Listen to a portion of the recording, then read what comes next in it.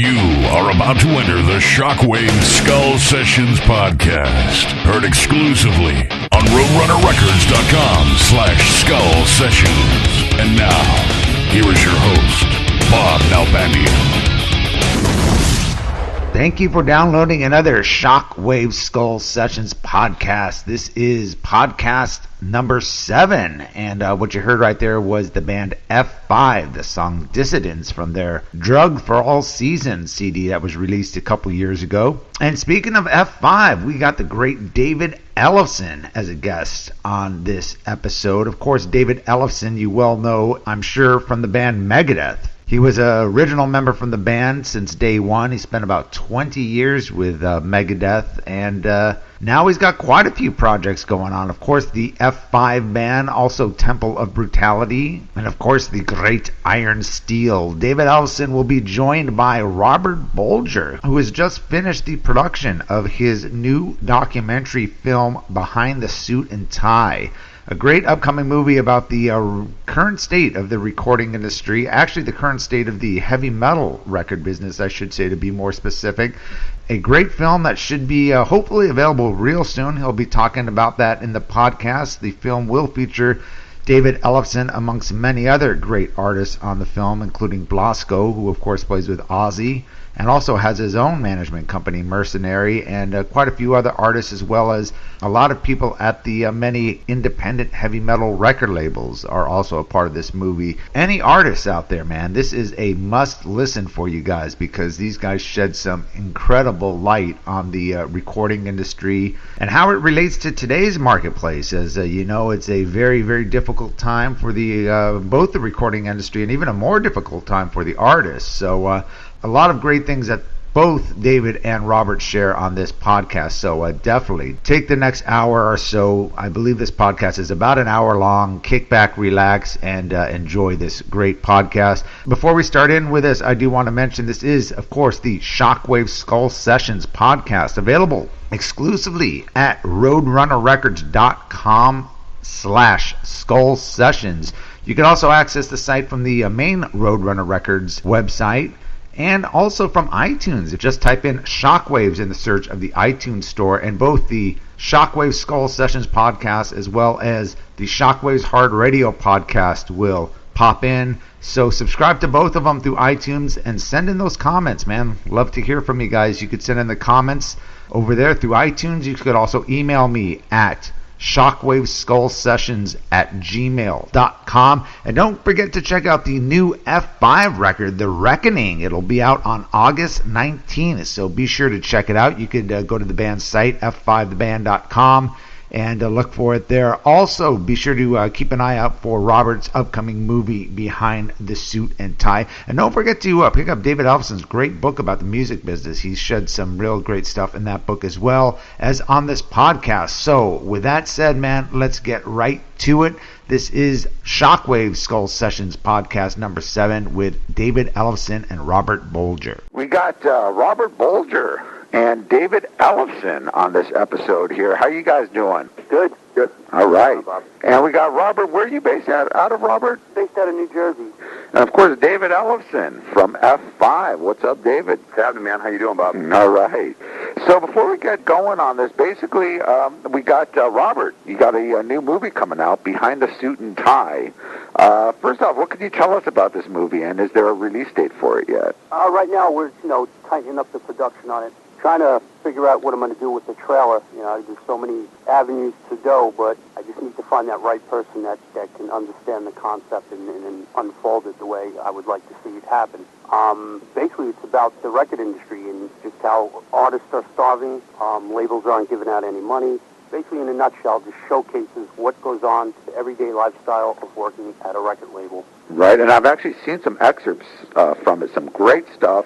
In fact, I've seen the excerpts with David Ellefson. He's a part of the movie, and several other artists. You interview a lot of independent labels like the Century Media and Metal Blade, and as well as the artists. Is that correct? It's more of an approach on, speaking with the people behind the labels. Right. More than this, the artist approach, like all the other documentaries.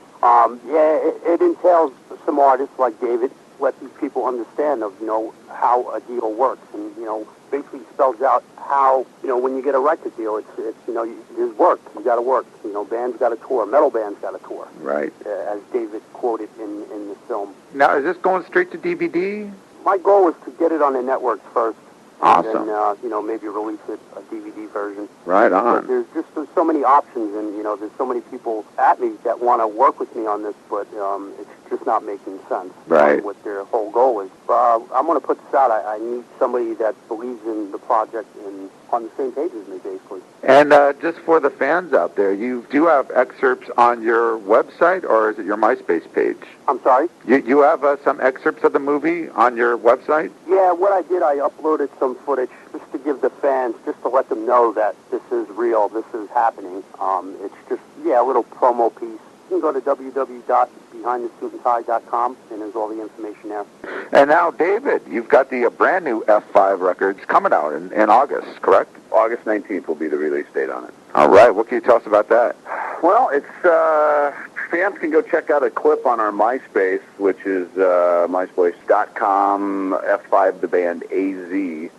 We just put a new track up there called No Excuse from the record. So far the response has been really good from it, because I think as bands move on and they grow and they develop, we've really kind of harnessed our sound a bit better on this one. As far as I know, our guitar players, I think on the last record, were a little frustrated that they weren't able to be played more, and I think that led some people to believe that it had almost like nu metal leanings to it, which F5 is absolutely not that kind of a band at all. But, sometimes the stripped down sparseness of the playing tends to think, well, I don't know, is this a metal, is this a real ripping metal thing or not? So I think the first record was a great starting point, because it was real heavy, it was real clean, it was crisp, it was melodic, and that outlined what really the sound of F5 ultimately is. And then now with this record, we were able to really kick it up a notch. I asked my buddy Jimmy DeGrasso to come in and play drums on it. And by nature, how he plays just really brought a whole new element to it. And I think to some degree allowed everybody to, take these songs where we were hoping that they could go. So I think people are really going to dig it, especially fans of my past stuff, and a lot of the thrash stuff are going to like. To me, kind of liken it almost to like a Countdown to Extinction era record. Right on. Well, definitely looking forward to that. What's the title again of the new record? It's called The Reckoning. The Reckoning. Yep. Any ties in with Reckoning Day? The first one who said that, and I've been waiting for that, because it was actually a title I came up with. No, it's funny. I actually wrote a lot of the music to The Reckoning, but, all F5 compositions are band pieces of work, but Dale, our singer, actually wrote all the lyrics to it. So, in fact, he wrote some lyrics on it, and I'm like going, dude, you're really pissed off. Who are you so mad at? He goes, all those lyrics are about me. I'm like, hate you rather than someone else. And you're obviously very busy. You got two other projects, more of a traditional metal band called Iron Steel, and of course your old school thrash sounding band, I should say, Temple of Brutality. So what, you still doing stuff with them? Yeah, it's funny. I just talked to Stet a little while ago today. He's actually out playing drums with Lita Ford right now. So we were getting caught up on some stuff. And there's a bunch of new Temple stuff that has been written. We don't really have any date yet to go in and record any of it. So I guess that's kind of TBA at this point. The Iron Steel stuff was really more just kind of a fun gathering of a bunch of friends getting together and making a record, and so I'm not sure what more, is going to happen with that moving forward. At this point right now, now that the F5 record is done and getting ready to come out, I'm going to put my focuses on that for right now, for sure. And something interesting, probably a lot of people don't know about you. I know during your Megadeth years, I think it was around the time Cryptic Writing came out, you wrote a book about the music business, which kind of ties into what Robert's doing. You took an artist point of view, interviewed several artists, from female artists like Chrissie Hynde to metal artists, about the music industry and how they felt. Yeah, it was actually during Euthanasia when I wrote it, but you're right, it came out when the when the Cryptic Writings record was released, and I started writing it. I was reading all these books by like Norman Vincent Peale and all these different kind of books, and they were very inspirational, but they weren't like how to, and they weren't sort of like psychobabble books at all, you know, and I just get on, for some reason it just inspired me to write something, because I thought, you know, if Gene Simmons or Geddy Lee or, you know, guys that I grew up listening to ever wrote a book about the music business, basically like how not to get screwed by people in the music business, I would have bought the thing in a heartbeat. Right. And that's really what inspired me on it.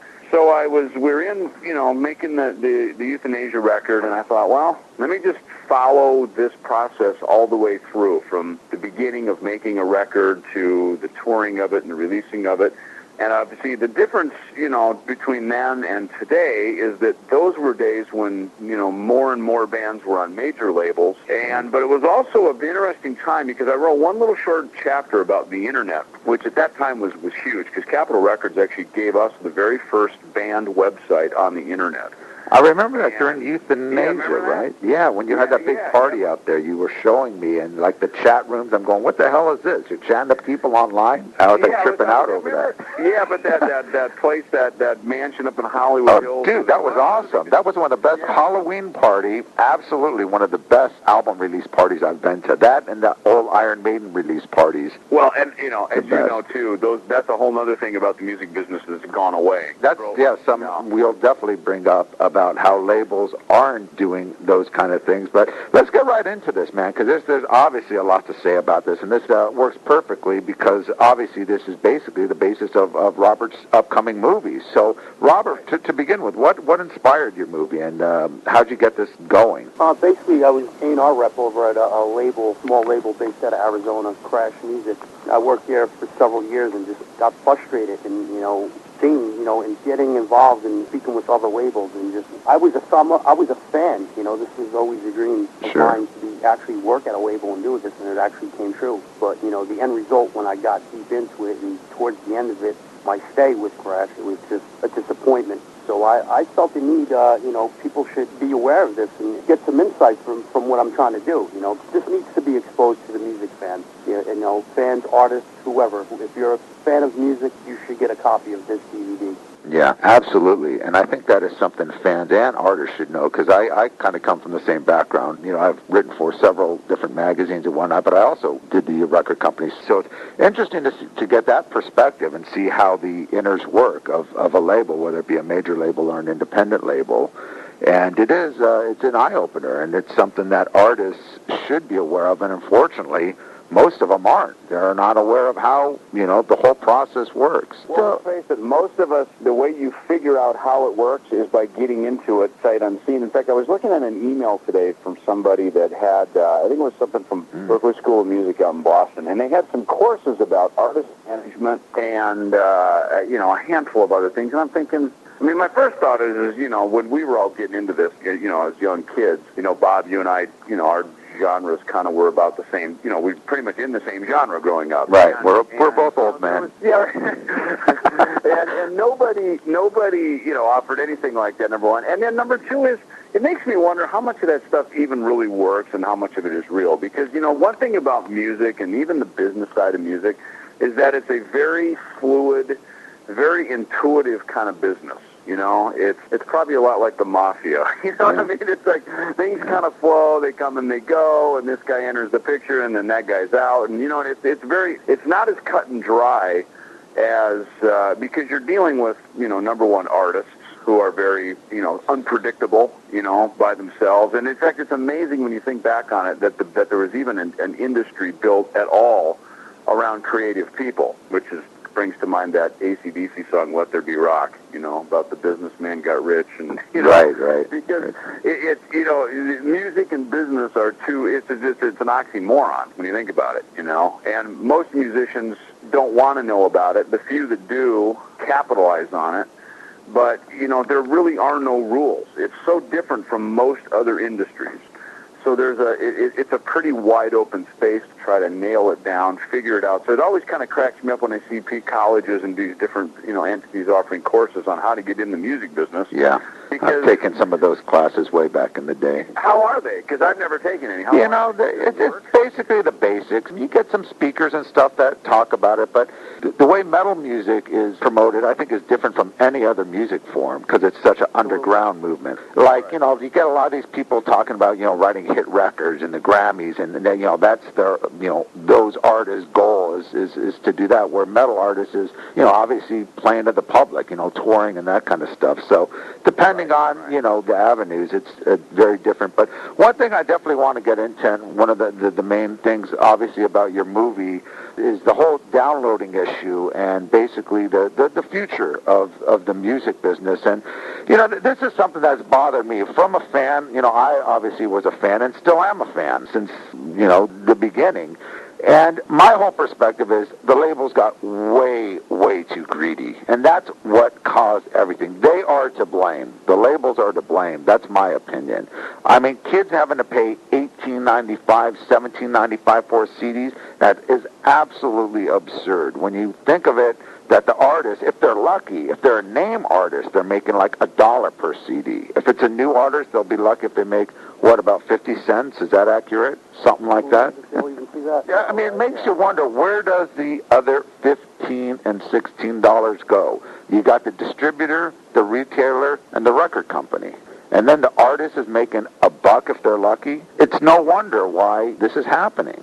Well, you have to figure out of any time there's a list price, usually the actual take to the company is probably about 50% of that. So on an $18.99, well, look, it's supposed to be a $14.99 list is what a CD was supposed to be. Right. And then at times, you're right, you'd walk into Barnes and Nobles and various high-end retailers like that, and all of a sudden it'd be $18.99. But even off of a $14.99 list, well, even the Tower Records in a lot of those retail stores when they were around. Yeah, exactly. But out of a $14.99 list, it should really be about a $9.99 back to the label, out of which they probably have to pay, sometimes a one-stop or, there's some fees involved in that. And then out of that, comes back to, probably about $5 or $6, maybe $7 a copy to the label, out of which they pay, you're paid, I should say, about $1.50-ish to the artist. But with the thing that, from the artist side of it, that got frustrating is that, you say back in the 80s they made all the money. Well, I don't know. Look, that could be argued. I mean, there's two sides of it, and this is just me wearing a musician's hat, which is, look, he who takes the risk should also get the reward. That is true. And when a label, which is essentially a bank to some degree to an artist, because we can't go down to Bank of America and say, hey, tell you what, I got some songs, can you loan me $100,000?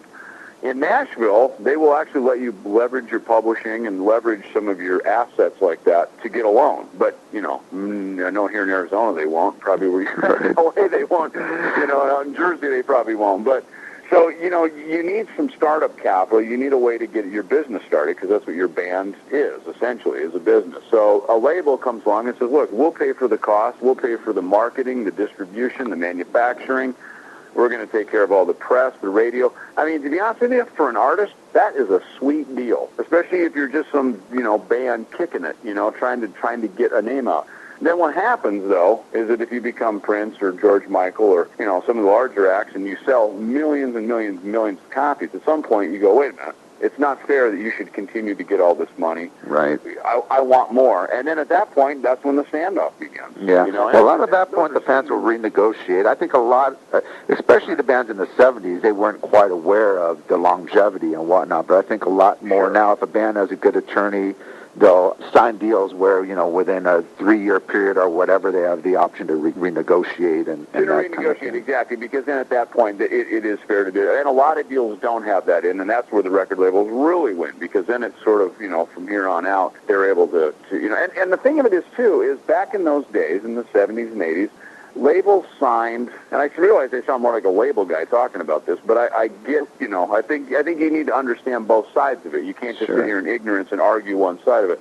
Labels were willing to sign a group on a multiple album deal. In other words, we'll sign this one album, put forth all this money and all this risk and take all of this chance on this artist, and if they come up selling very few copies, contract says that the label has the option to pick up yet another record and hopefully 3 or 4 more. So essentially what they were doing is they were more interested in developing an artist's career. Right. And which Absolutely. now today is non-existent. The deals are much smaller. There's much less money up front. There's much less profit. Well, they're not looking for longevity in their artists because they know they could always sign another, Britney Spears or whatever that will be the hot flavor of the month. They don't give a shit about creating a career for a band. The thing about that, Bob, is that I remember back in the day when we were talking about going to radio with metal records, and it was so much less money to go do pop records for a label than it was to go do a metal record. And I remember even when we did the Risk album with Dan Huff,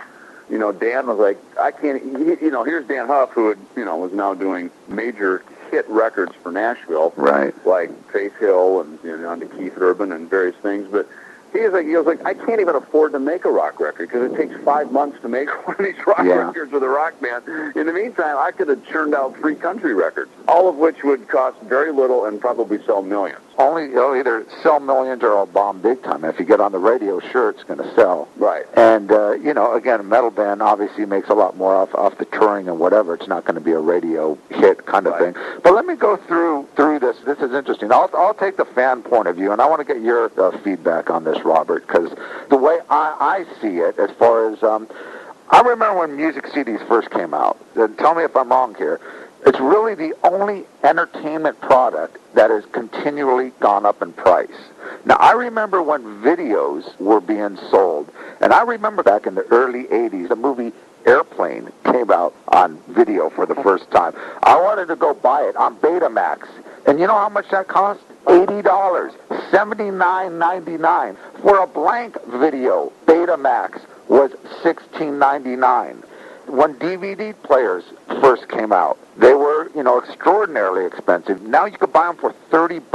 The only product in the entertainment business that has continually gone up is CDs. Look at when DVDs first came out. They were, $50 DVDs. Now you could go to Walmart, buy a major blockbuster movie cheaper than you could buy a CD. The CDs are obviously way cheaper to manufacture than vinyl ever was. Now understand when CDs first came out, apparently, like in the mid-'80s, there was only one processing center in Germany, so it made sense because of the supply and demand.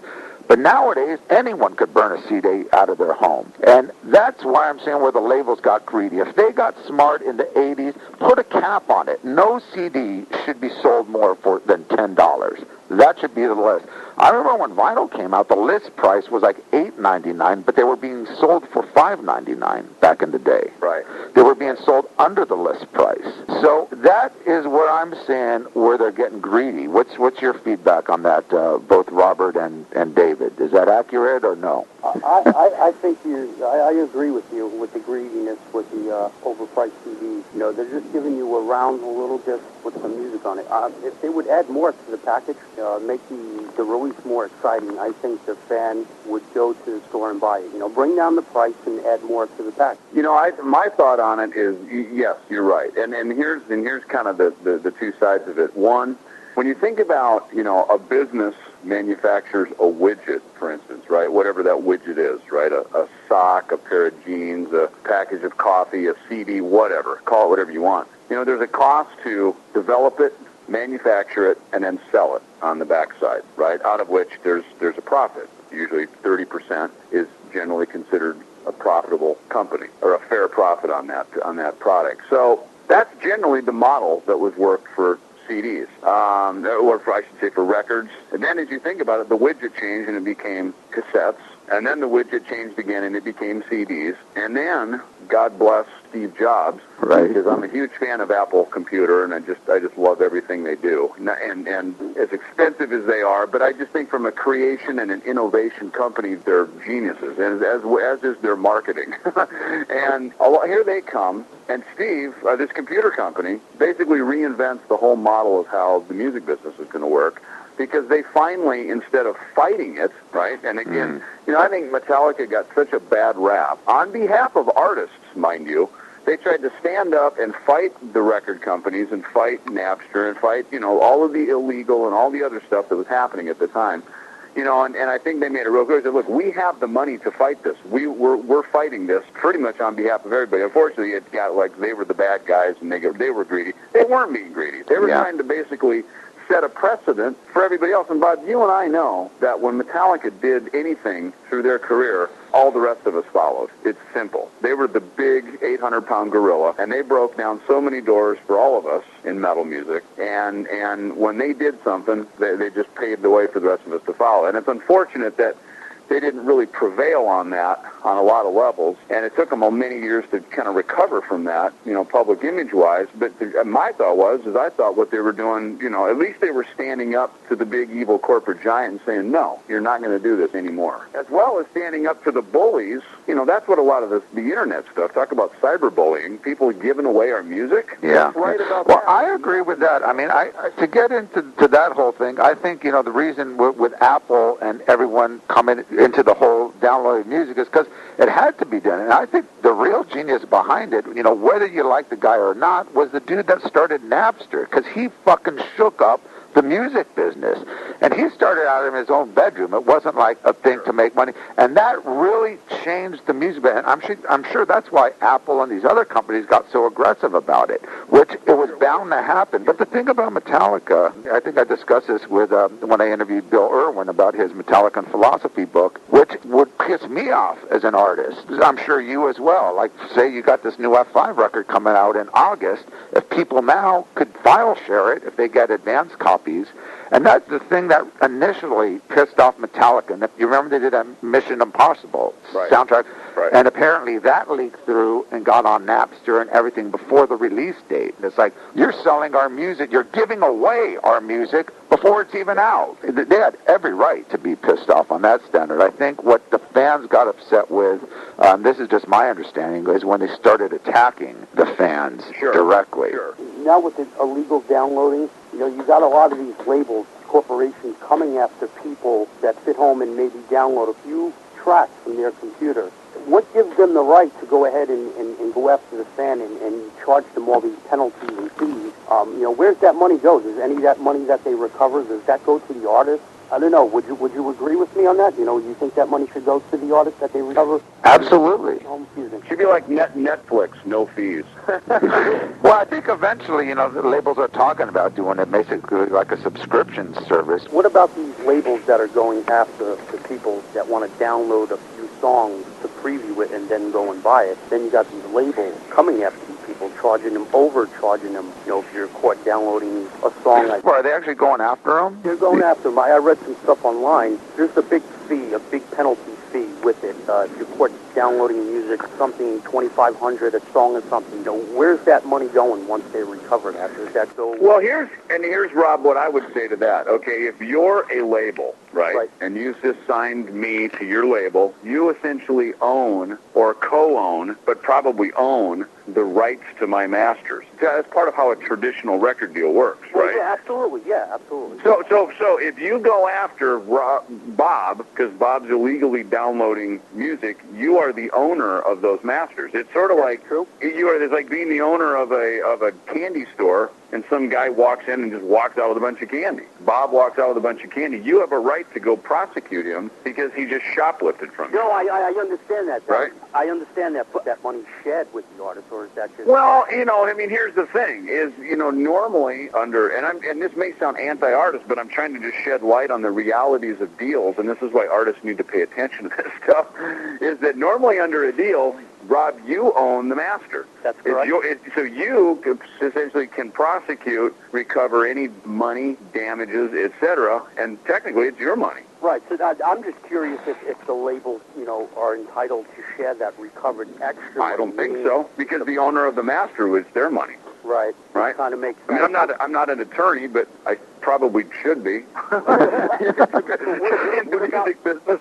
See, now, I feel sorry for the artists. I don't feel sorry for the labels. The labels are making money hand over fist still. Well, that's what I mean. What about the artists that are being ripped off and these labels are going after these fans?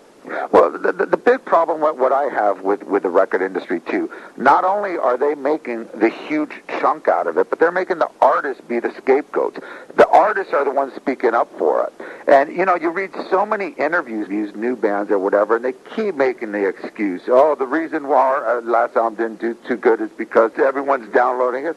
Bullshit. It's because it's shit. Okay, the record is not, and it's just become this excuse, and artists are always the one having to talk about it, and, it makes them look like the bad guys. Bob, generally, you're right. Look, a good record is going to sell. A shitty one isn't, period. You know what I mean? It's just that simple. However, there are some other things about that. Like, for instance, and this is what happened a lot in the old days when you were under a multiple album contract with a label. The A&R person who signs you to the label, believes in you, falls in love with you, sells you up to the top of the company. Yes, this is a great band. We should take advantage of this. We should sign it to a contract, and everybody moves forward. Lots of love.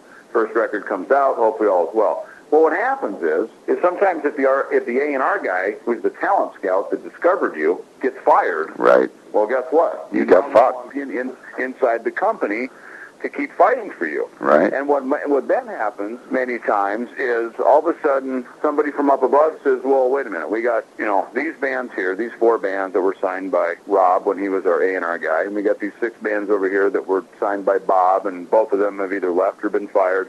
What are we going to do with these bands? Are you into them? No, scrap them. And unfortunately for an artist, that is a very real reality of what happens. And, in my career, fortunately, we always sold enough records that always made the company money.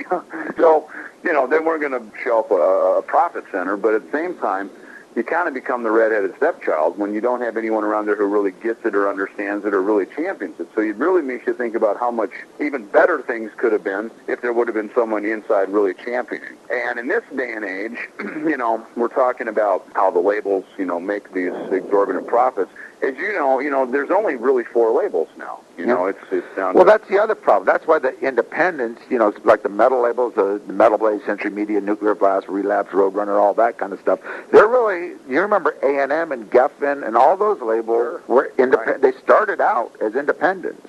That's what I'm saying. It's become such a corporate process now. Yeah, but you know what, though? Here's the difference, though. Because there's Sony, BMG, which is one label. There's the Universal Music Group. There's EMI, and then there's Warner Brothers. Warner Brothers. There's basically 4 labels. What happened is all of those big labels cut off their talent scout A&R departments, or have greatly reduced them. Let's put it that way. There's also a shift right now that's happened, which has put the control back into the artist's hands. And it's also put the control back into the independent's hands. And it's also, ultimately become much more of an entrepreneurial business where you don't have to sit around and wait for the few select Cinderella stories that actually get their shot at all the success. And more people can be out playing music. Now, the deal is, as I've seen, is that there's also, because there's more people in the business, there's more bands, there's more artists, it also means that dollars getting split up a lot more ways. So, there's more tours, there's more stuff on iTunes, there's more stuff on Rhapsody, there's just more content out there, period. So it becomes more competitive, quite honestly, Well, there's a lot of crap that could be filtered in. And there is. Way too much crap. Back in the day, the music industry was based on originality. Labels went out to find original-sounding bands. Now it's all about the money. Labels don't give a fuck about the music. They're going after the same-sounding bands. Well, here, in a nutshell, this is my insight. When I worked over at Crash Music as an A&R rep, my duties were to go out and find bands that were on major labels that have been dropped, that have a sales history. It's an easy play. You're going to ship more to the retailer because they're familiar with the artist. Yeah. They got a name. They've been on the shelf before. And, and a lot of these bands that have been dropped from these major labels, a lot of it's crap. It's just garbage. And it's just an easy way for an independent label, like the one I worked for, to make a fast buck. Do the minimal ship out, do the less promotion, make the fast money and run. And that's it. Nutshell, done. Right. And that's where a lot of the crap's coming from, because a lot of these independent labels aren't giving newer bands shots. There is a lot of great bands out there that should be signed that aren't signed, because you get these guys that don't know shit about music, and they think they could just get some distribution and open up a label and filter crap through the food chain. That's the funny thing, is that is the flip side, and that is the result of the implosion of the music business as we knew it, with the major labels and CD sales and all that kind of stuff. The backlash, what happened to that is everybody said, this is unfair, that why should the big guys get the only shot? Why should they make all the money? We want a shot. Well, now everybody got what they wanted. Right. Oh, yeah. You know, the little guy got the chance now, you know, and I mean, let's face it, with MySpace, with YouTube, with a handful of things, I mean, anybody can get in the music business. Well, that's the problem. It is so cheap now. I mean, you remember back in the 80s, of course, when you were talking about, like, when you did the Cryptic record, how expensive, particularly for a metal band, it was to record. And, you know, you talk about those big releases, whether it be the Def Leppard, Bon Jovi, Guns N' Roses, and the, you know, labels always say, oh, well, we spent $3 million on this record, so, you know, we need to make our money back in order to, you know, recoup on that. Nowadays, whether you're a label or a band in your bedroom, you're spending pennies. And that's why I'm saying everything else has dropped in price. The recording process, I mean, literally, you could go on Pro Tools and make a full-length, killer-sounding record for next to nothing. Let me break this down a bit and see if you agree. I'm going to go ahead and take the fan point of view. And I remember as a kid when I went out buying records, I admit we used to trade tapes and we would record stuff off each other. You know, when you're a kid working at a fast food place, you know, at 16, 17, making minimum wage, you devote your whole paycheck to buying records. You know, you don't have any bills or expenses, but still there's no way, even at that time, you could afford, you know, all your favorite records. So we'd go to a record store, and especially when the new wave of British heavy metal was coming through, all these imports were coming through, and, you know, I would buy, you know, say like the Samson record and Holocaust, and my friend would buy Motorhead and Angel Witch, and another friend would buy, you know, Blitzkrieg and whatever, and we would go home and tape off each other. Yeah, I did the same thing. And I'm sure a lot of people did, you know, because you couldn't afford it. But eventually, down the road, I ended up buying a lot of these back on CD or whatever, and so did everyone else. But at the time, you got to look at it from a kid's point of view. You know, there's absolutely no way they could afford to pay, you know, $18.99 per CD and buy it.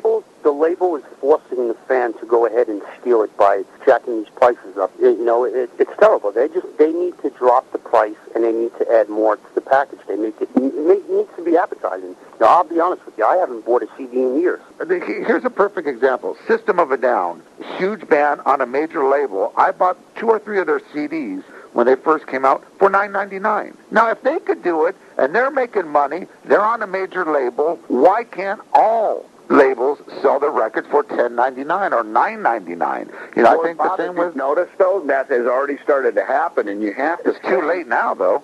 Well, but I mean, it should have happened years ago. Yeah, no, absolutely. Well, look, you know, the waves of justice have fallen upon us. Because, you know, if you can go to iTunes and for $9.99 buy a full-length record, then pretty soon, you know... Or just buy the songs you like, and that's the other thing about it. Exactly. And if you can even go buy the full-length for $9.99, well, then what's going to compel you to drive down the street and spend $4 a gallon of gas right now and whatever else goes into driving down the store to the record shop, many of which have gone out of business, Tower and you know, a lot of the big record shops. And you know, I mean, let's face it, the CD is an antiquated way of doing business now. If you're, I mean, even if you're a label, it's like you have to manufacture it. I mean, as I'm doing the new F5 record, okay, and we're thinking about, okay, well, we need photos, no.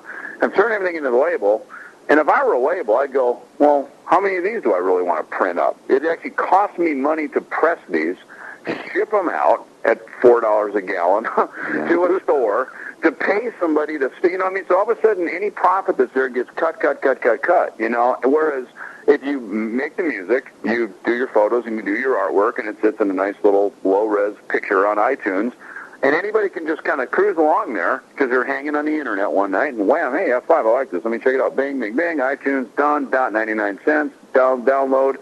Probably from a gift card they got from their grandmother anyway. Right. Life is sweet, you know what I mean? And let's face it, that's what a lot of this is it's also about convenience, because in this day and age of this whole, you know, mouse point and click remote control society we live in, who's got time to pay attention to anything more than about 5 seconds, you know? So if it comes across my radar screen and it rocks my world, I want it right now.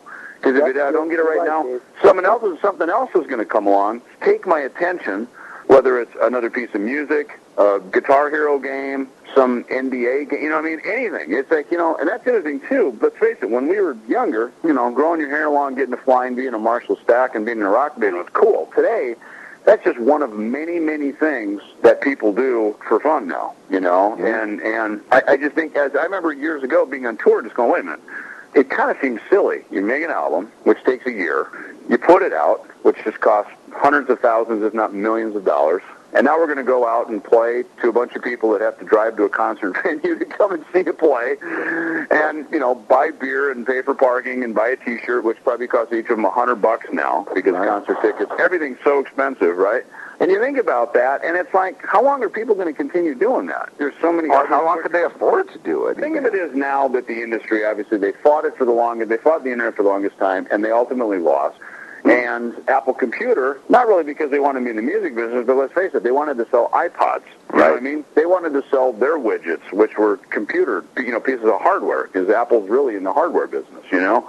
So as a result, though, the genius of what they do, they figured, well, let's get people to just, we'll sell the music right here at our house, and then they can walk out the door with an iPod full of music. You know, I mean, it was brilliant when you think about it. And also, they put a harness around it and said, hey, tell you what, we're actually going to pay the artist for this. So all of a sudden, everybody put their swords and shields down and went, well, wait a minute. There is a way to play nice. There is a way to make this work. And people that steal music is stealing music, period. And that's where I speak as an artist, certainly, is it's like, it's not fair. It's not fair. I agree. It's like thing with downloading, whether it's the illegal or not. It really gave other artists an opportunity. And say all these new wave of British heavy metal bands that never had, you can't find their records anywhere. They're not on CD. There's no reissues. All these newer, younger fans that are Metallica fans, and they go, wow, Metallica covered Diamond Head and Blitzkrieg and all that. They went back on Napster. Now I'm seeing all these young kids knowing about all these bands. There are all these old stoner bands from like the 70s and stuff, Pentagram and all that. 14, 15-year-old kids are getting into. And that is great for those older, because those artists would have never had a chance if it wasn't for Napster and everything that came along, because the labels force feed all the new crap down people's throats. So all these bands have got basically a new career. So a lot of the bands are giving away music. It'll give us a chance to tour and ultimately make the money where we will make the money anyway. So, there are those artists that really applaud that. Many of us years ago signed record deals with companies that no longer exist. Those companies then sold, like a lot of companies do, they build up their business.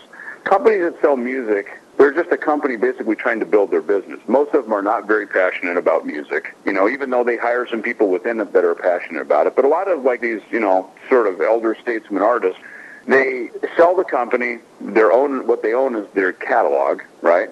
And they sell that off, and then eventually it ends up hopefully over at Sony or some other company has purchased that, and then they re-release it. Now, the trick as an artist is to make sure you continue to get paid on that stuff, that those royalties flow through to you, and it's one of the hardest things as an artist is to be able to get proper and accurate accountings from record labels. To audit a record company or a publisher, I mean, it can be $20,000 or $30,000. It's a lot of money. You know what I mean? To go in and maybe, who knows how long it's going to take. That's again the point. But Robert, I want you to get in on this and talk about reaction when doing the movie. Was it positive or negative, particularly with the record company people that you spoke with? They were very, very easygoing, open-minded, and this is going to help them as well because, it's going to educate them to maybe how they can fix this problem. Everybody was well cooperative, and, everything just went as planned. It unfolded. There are some labels. Don't get me wrong. I'm not hating on labels, but there are a handful of labels out there that are bad, and there's a handful out there that are good. I'm not here to size that up on who's bad and who's good, but everybody was cooperative and on the same page of what I'm trying to accomplish. Was there anything in particular that really stuck out of any of the reaction from the labels or the artists that you spoke with for the movie? Actually, Blasko, he had a few interesting stories that he told us. The one in particular that a friend of Blasko, which is another musician, I don't want to say the guy's name, but the kid, he told a story that the son was burning CDs from home and taking them to school and selling them. And, the kid come home with a fistful of money, and the father asked, where'd you get that money? And he told him what he was doing. And, the father broke it down to me. What you're doing is wrong. Well, I think a lot of kids today, they think that's the norm. I don't think they really know. Cause, no, they don't. They don't. They don't know. They don't understand the repercussions. Kids are doing that all day long. They're home burning stuff, and just, and instead of just tape trading, it's now CD selling at school. There's no trade. It's a sale. You're right. There are kids today that exclusively, by the thousands, they'll just burn online illegally, and that absolutely something has to be done. But what could be done to do it? Yeah, what do you think, David? Is there a way that something that the industry could do now? Basically, is there any way of stopping the illegal downloading? Better parenting. Never. Better parenting. When it's unfortunately that dad actually asked his kid about that, and hopefully he had him go give all the money back. It's wrong. It comes back to what we talked about earlier. It's called stealing, and I think we're way over that now. Again, it goes back to that Metallica thing with Napster, but the initial point was you can't steal our music. But I think the problem is you look at YouTube, which is legit. Right. You could see anything you want on YouTube. Any video, like all those videos I had back in the day, plug it in. You can see it on YouTube. Anything you miss on TV, plug it in. You can see on YouTube. You can listen to music on YouTube. There's a thing posted on YouTube. It'll just say, F5, and it'll have the F5 logo with all your songs going on it. So that's legal. So kids today are probably looking at that going, well, what's the difference? It's on YouTube for free. Well, why aren't people forcing YouTube and places like that to go out of business like they did Napster and these others? It's a cultural shift. You know what I mean? It's the very thing that everybody fought against, and of course, we talked about the greed of labels before, and wearing my artist hat. Is we just have to kind of roll with the punches and go with the flow. Unless you've got the money or the resources to fight it, or, which again, we watched one of the biggest try to fight it, and they couldn't even prevail. Because essentially, you're not just fighting against the music industry anymore. That's why some of this conversation isn't really, at one point it was the greed of the music business to some degree, but, the consumers were sick of it, the artists were sick of it, everybody wanted it to be something different, and they got what they wanted. They got different. And now it's entrepreneurial, and like with anything entrepreneurial is, there's the few that rise up and win, there's most of them don't. And I agree. The YouTube thing is really more of an issue. We joke about that every time I do a show. I'm hanging with other musicians. We're in the studio. We're sitting there scratching our nuts or picking our noses or whatever we're doing. It's like it can all end up on YouTube. You know what I mean? And so all of a sudden, what once made, a lot of things really cool was that you couldn't get to it very easily, so you had to go to a concert or, then obviously the videos came on TV, and then all of a sudden, that made it more accessible. Now YouTube, pretty much anything, you're at a concert or you're anywhere hanging out at a bar drinking a beer with your buddy and someone's got a camera phone and they can get you, doing that, bang, it's up on YouTube. And now all of a sudden, and with reality TV shows and just, again, this is all cultural stuff more than anything, and what it is it's like now people, they're over the immediacy of getting it. Now they're almost looking for who's gonna fuck up the most. Where's the biggest tragedy I can find on YouTube, because that is entertainment. Some of the labels were making us think about YouTube, about uploading content and stuff like that, but I don't know, whatever prevailed, whatever became of it. They're not paying any royalties, are they? YouTube doesn't have to pay any royalties. As an artist, here's the thing. As an artist, and it doesn't matter if you're a big signed artist or you're a little independent artist, I've done and do both, and the reality of it is, unless you're on the web, you've got MySpace and Facebook and putting content up on YouTube and you're doing all this stuff, and essentially you're pretty much giving name and likeness away. You know what I mean? You can't charge hardly for anything anymore, because then everyone gets all uptight about it. To some degree, it brings you back to really why you started doing it.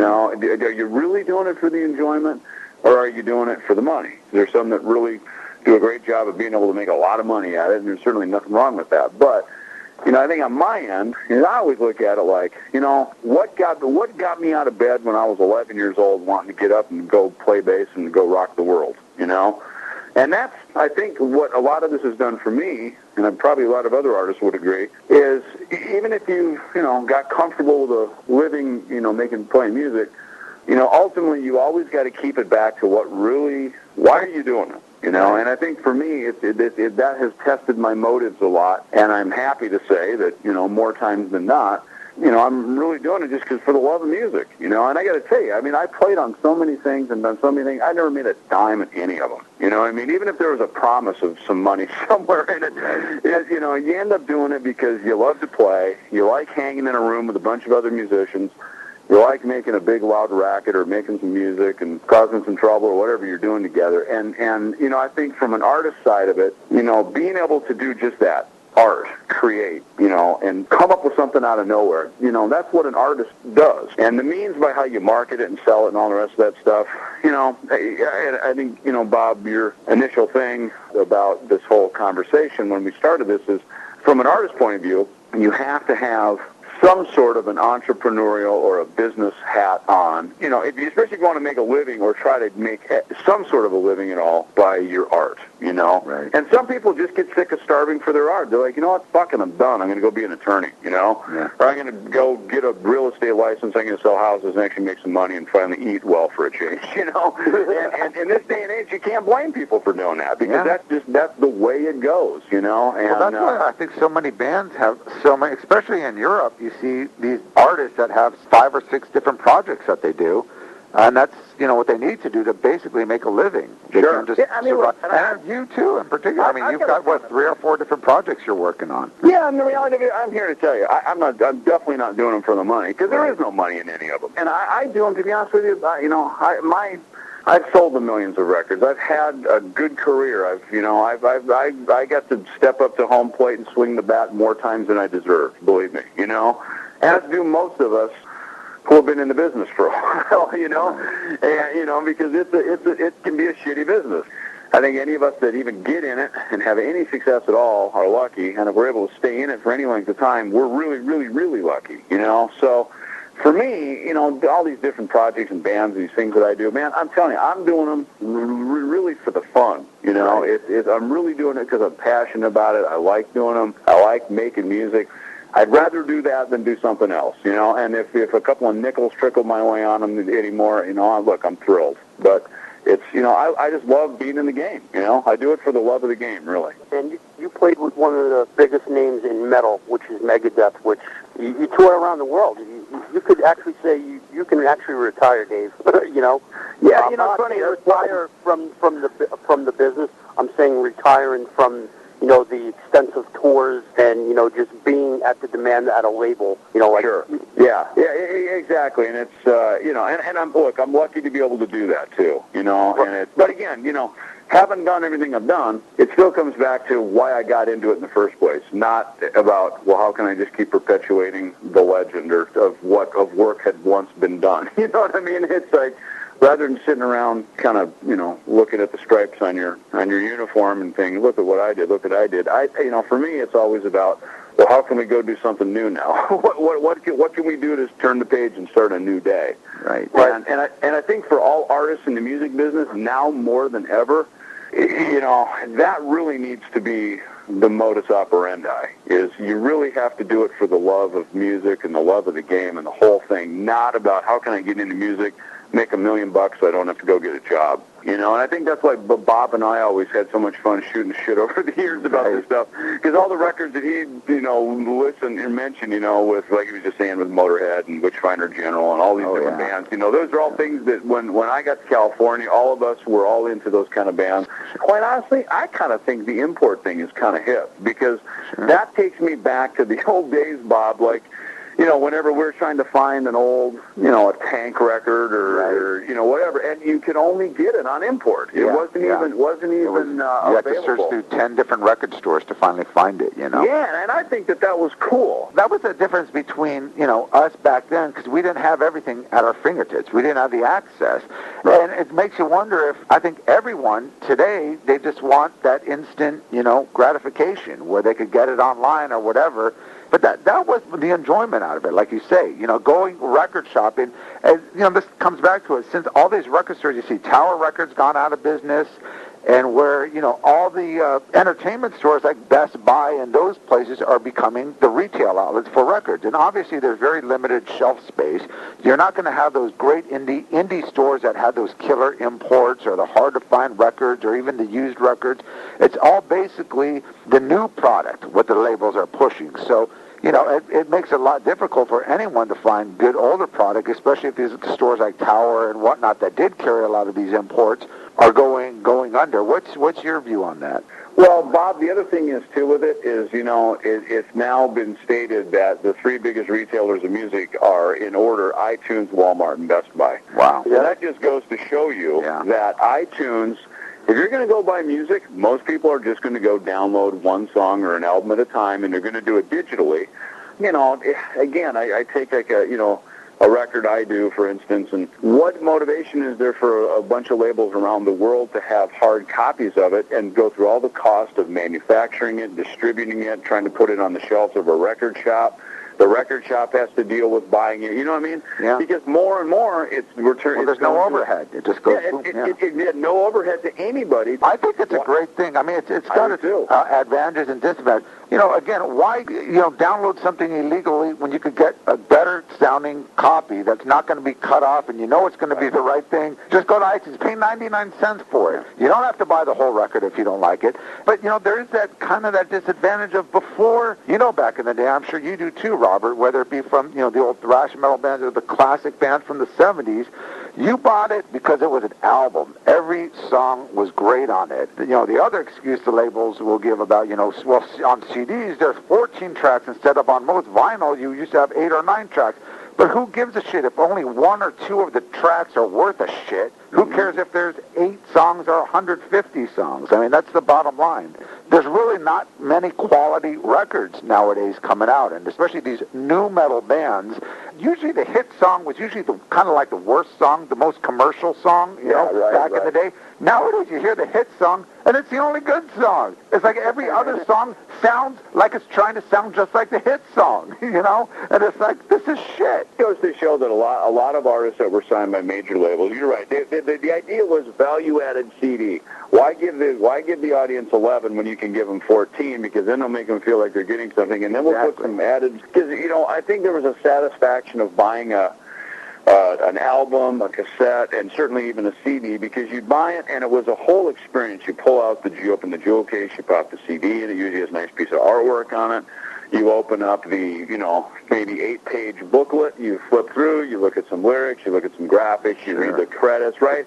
Who played what guitar solo, all kinds of different things on it. So I think my aim as an artist is to offer those pieces of content.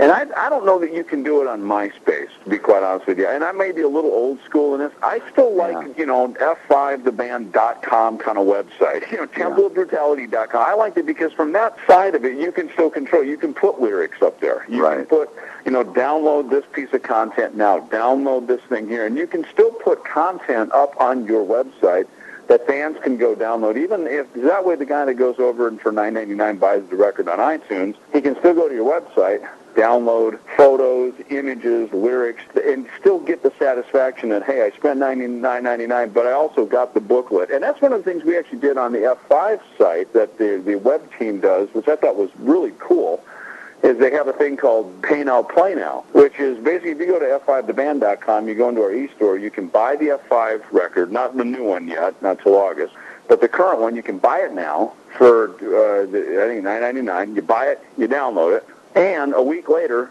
they ship the thing to you anyway. So you also get a hard copy.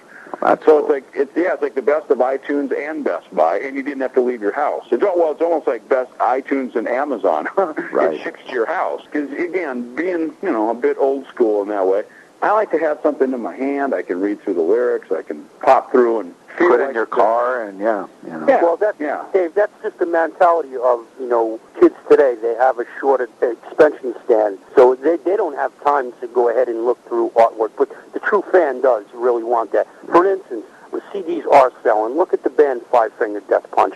They're a new band. The band's been touring. The band's got a fan base because their music's good. They sold about somewhere around 90,000 records And sold. that's an indie A band? lot of records. What label is Yeah, that? they're signed with Firm Management, which Oh, I okay. think the Firm Management Right. have distribution through like Warner or Sony Red. I'm not too sure. Yeah, you see a lot more of these management companies starting record labels now. MTV, VH1 Classics got a record Well, label now. here's the other thing that has happened with that is there's a new way that it's being done, and it's called the 360 deal. And this is happening a lot more with heritage bands because a label because they've already got a touring base and merchandise. Because here's, and again, here's one thing where the artist has really won on the old deals. You sign to a label, hopefully you sell a lot of records, but they don't own your touring, they don't own your merchandising, and so that business is yours. So what labels now finally got hip to is they sign a band, and I think Paramore is one of the most noted bands that did one of these deals, and I don't know any of the details of it at all, but is the label signs an artist and says, we're not going to own, your masters, we're going to take part of your publishing, we're going to own part of your merchandising, and we're also going to own some of your touring.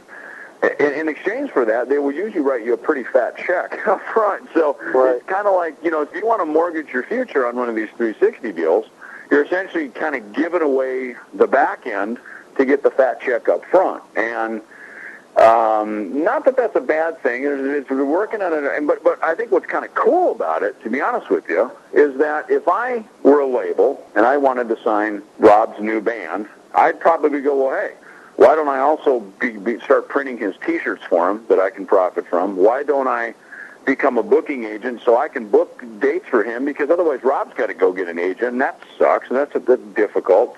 And I'll go get him out on tour with Five Finger Death Punch. And I think it's pretty hip, actually. I sign the artist, I have their merchandising, I handle their publishing, I get them on tour, and I kind of do everything. And it's kind of an old Motown mentality of keeping everything in-house. And I think that's, Well, it's almost like you're being owned by the company, though. Well, but here's the thing. You know what that's a lot like? It's a lot like the actors who used to work for MGM and Paramount back in the day. Well, I guess if you have the option, for some people, it might be a good avenue. But, I mean, if it's going to be forced that way where all label deals are No, going to you're be right. It 360. shouldn't be forced. But when you look at it, it makes a lot of sense. Especially with metal bands, because touring and merchandise is where all the money is. Well, exactly. So And they want their labels, fingers in it. Yeah, labels say, why should we spend all this money to sell all these records and make an artist famous, and then we don't get a piece of their touring or their merchandising? So on one hand, it sucks for an artist. I mean, they're doing it so they can get the band on tour to be in front of people to sell records. The problem with that is in 2 or 3 records, they may no longer own the contract of that band. That band is now quite famous, sold a lot of records, very popular. And let's face it, a band name is everything because it's the brand. He who owns the brand wins. Right. And that, call it what you want. It's kind of marketing 101, but that's the deal. You know what I mean? So hence Rocklahoma. Right. All these bands, original members or not, doesn't even matter. I mean, there's a whole 4-day festival now, and one of the biggest ones in America, because all these bands from yesteryear got back together in some fashion or another, and, hey. The independent labels could sign a band, the label breaks the band, the independent label, and boom, they go off to a major label. So I can understand why a lot of these labels are doing it. A lot of people get down on a lot of the indies for, taking a piece of the merchandise deal or whatever. But, in a way, for the independent labels, I can understand that because they are the ones essentially, especially when metal broke big, let's face it, Right. all these big bands from Metallica to obviously Megadeth to, Anthrax, you name it, Slayer, they all started on small independent labels. So, when people bitch about the independent labels, obviously a label's not going to spend as much on a band like a death metal band, say like Gorguts, than a major label will spend on Madonna or whatever. Yet the CD will cost the same. Yeah, that doesn't make sense. It doesn't make sense. It doesn't make sense, but in the same way, I don't think they should sell their product cheaper and make it look like, well, we're an inferior product, so it costs less. And they always have the risk of being bought out by a major label, so they're going to lose out on that artist. So To tell you what, back in the glory days, and I figure I kind of got in under the wire, quite honestly, of the glory days of arena rock and major labels and all that kind of stuff. And, let me tell you, it was a lot easier if you wanted to really, have a profitable career. It was easier then than it is now, and trying to get into the music business now, again, going back to for any other reason other than just the love of the music, I mean, it is really, really, really hard. Well, that's where the role comes in, where David mentioned earlier of, this is kind of in the artist's hands now. Now, the artists can do this on their own. They really don't need a label. You know, if you're a lazy band, yeah, you need a label. But if you're a hard-working band on the road doing all this on your own, you don't need a label. Because if your music is that good, the fan is going to come and see you live. He's going to go to your MySpace. And granted, I'm sure the band that's, you know, thinking in the business state of mind with the business hat on, is going to post that stuff online and set it up where they can get the money direct instead of going through the distributor, the label, the manager, whatever. The other thing a lot of these labels are doing, whereas back in the day, the label would take a risk in signing. If a band was good, it could be a no-name band out of anywhere that they might have seen at the Whiskey or whatever. If they were good, they would invest in this band. Labels aren't doing that anymore. What they're doing now is they're finding bands that already built their underground following, whether it be through MySpace or whatever. Mm-hmm. You know, they're finding these bands that have a million friends or whatever on MySpace going, oh, they've had so many songs downloaded from there. They've already got their following. Labels are being lazy now. They're not signing a band based on whether they're talented or going to have longevity. Going to capitalize off a band that already built the fan base and then trying to, you know, impose like a 360 deal. Me, honestly, I don't believe in the 360 deals. 360 deals are good if you're going to work with a label that's honest. I think 50%, maybe 65% of most labels out there are crooks. And it's just a fact, you know. Well, you know, the funny thing is, it's kind of like the inverted pyramid, isn't it, Rob? It's like the normal pyramid. You look at it, all the label and the worker bees of the music business are on the bottom, and the rock stars at the top, famous guy, right? But you invert it and flip it over, and you realize shit rolls downhill from all the little people right down onto the little, you know, the little one's top of the pyramid is now on the bottom, and you realize that the real ditch digger worker bee of the music business is always the artist, and certainly the musician. To go one step further, if you're, you know, because you can also be a musician for hire who's working for an artist, and that's an even more disadvantaged position, because now you're at the whim of often a very fickle and often crazy artist, you know. So the moral of the story is either go get a good attorney or go to law school and be one, I think. That's the moral. Because, you know, you figure any attorneys in the music business will win on everything. They get you into every deal, and then they get to get you out of every deal. So they win on both the in and the out. And then a lot of them end up running most of the record labels anyway. So, you know. That's true. You know, and if you don't want to do that, then, you know, shut up, play your guitar, and have fun. Exactly. Listen, I'm not slamming labels. I'm just making people aware of, you know, my experience that there's just too much corruption. You know, from the label to the booking agent to the promoter. You know, even the promoters, they charge these bands to get on these tours ridiculous amounts of money to play on the tour. I think that's insane, but like you said, Dave, pick up your guitar, shut up, and play. Have a good time. Yeah, exactly. Listen, there's corruption everywhere you go. Where it's going to either be the record industry or, you know, any kind of business. You know, that's a corporation. There's just corruption. There's no way to stop it. But that's just my insight. Is there anything else you want to say, and maybe plug your websites and whatnot? Yeah, absolutely. Like I said, I think every music fan and metal fan should have a copy of this on their shelf and in their collection. Newer bands as well. It's just going to show you what you should do and what you shouldn't do. You know, it's self-explanatory once the movie's out. It'll be self-explanatory for new and up-and-coming bands and people that don't know the industry, the metal industry at that. You can check it out, www.BehindTheSuitAndTie.com, or you can get us on MySpace, /Behind the Suit and Tie. David, what about the F5 record coming out in August? What are you doing between now and then? Yeah, until then, I'm actually just doing a bunch of interviews, doing all the promotions and publicity for it, participating with the Rock and Roll Fantasy Camp. Oh, that's right. Yeah, we're doing an event over at Rocklahoma, and then the tour starts as the opening portion of the King's X and Extreme Tour. That'll be going around the country. That'll be starting July 31st in Boston, goes all through the month of August. So, and then after that, probably some more F5 activities, and once the record's out, and off we go. So all my stuff, of course, is always at davidellefson.com, or give me a MySpace at /DavidEllefson1. Well, thanks again.